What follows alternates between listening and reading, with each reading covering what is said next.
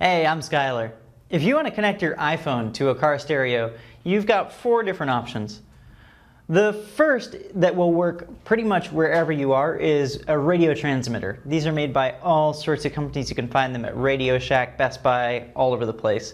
The advantage is that you'll be able to connect to just about any car in the universe with one of these things.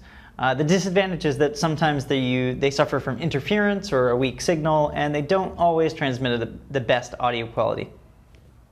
Give and take. Another option is a cassette adapter.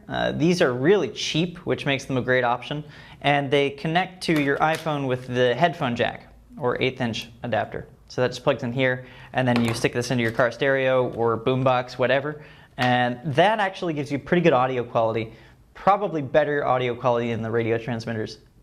The third option is a car stereo or head unit that has an auxiliary input. So you may want to check in your car, especially if it's a late model, to see if you have this port. It looks just like the headphone jack on your iPhone and accepts an 1/8" plug like this. So you just get a cable that has 2 of these, one at each end. Plug one into your iPhone and one into your stereo.